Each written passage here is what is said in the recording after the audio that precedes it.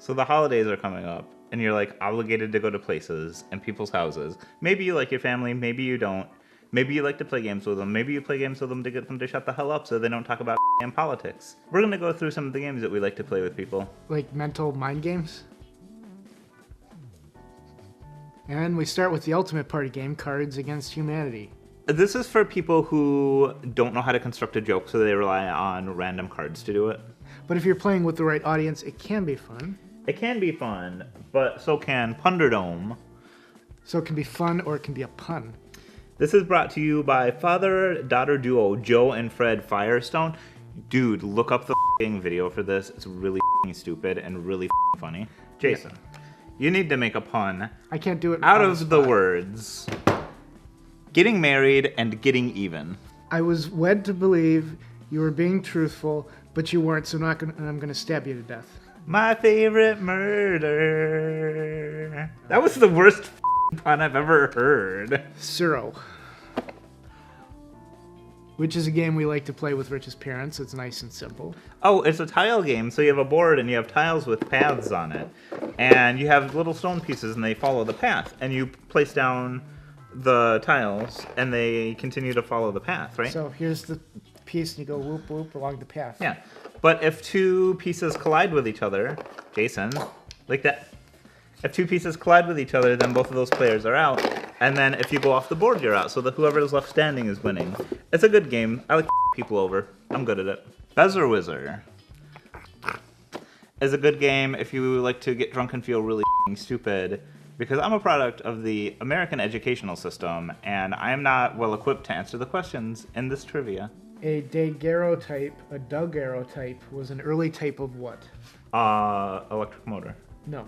Photograph. Which militant Lebanese political group sparked a 2007 attack after capturing 2 Israeli soldiers? Hezbollah. The f***? Race for the Galaxy, one of Rich's favorites. This is a really good like Euro game strategy kind of card game where you like have cards and they represent settlements and technologies and you have to colonize the galaxy. The galaxy, not the solar system. Not the same thing, y'all. And then we also have Roll for the Galaxy, which is a really similar game. It has a lot of the same mechanics, but it uses dice instead of cards. And it's impossible to learn. They designed it to be an easier alternative. I do not understand the rules of this game. Black Fleet, one of our friends gave this to us for our wedding, and it's actually kind of a fun game where you're out on the open seas and you have to plunder booty from other pirates. It's too simple for me. I like a little bit more complex game, is why I don't like it as much. But it's a commoner game. It is, you peasants. What do they call? Plebeians? TJ from my local comic book shop recommended this game on Facebook. It's Gloom. So it's a card game, and the point of the game is to make your family in front of you on your tableau miserable and then kill them. You have the semi-transparent cards, and as you add more on top, the old values of things get covered up. It's a lot of fun to people over in this game, much like Uno and Exploding Kittens, which we haven't talked about yet.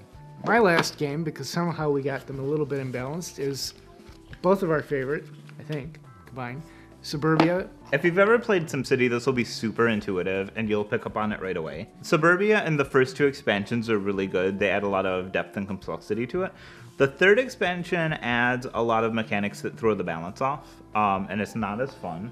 We've also got Subdivision, which is a simpler and much shorter game, and it also takes place on a much smaller, like, geological scale. Subdivision, the scoring's really hard and kind of a pain in the ass, but it's a much shorter game.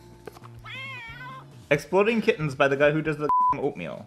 Okay, it's like Uno, and you make the universe explode, and if you have a diffuse card, then you can prevent the person from doing that, and if you die, then everybody dies, and then... like, it's a good game. You should play it. So hopefully next time you go to visit your family for the holidays, you'll come armed with a little bit more to do and not to say. Have you seen the well-to-do? So next time you go to your parents or your friends, try playing one of these games and see if it helps stop the conversation. Thanks for watching, and make sure you subscribe, like, comment, hit that notification bell. There's 4 steps now. The notification bell's the fourth step. It just goes on and on. Jesus. And watch our live premiere, too. Bye. Bye. Wait, I didn't even get to goof off at all. Ah! Secret blowjob. Slut machine poker hard. Exploding kittens by at Matt Inman at Twitter. No, it's Oatmeal at Twitter. On Twitter. The Twitter, okay.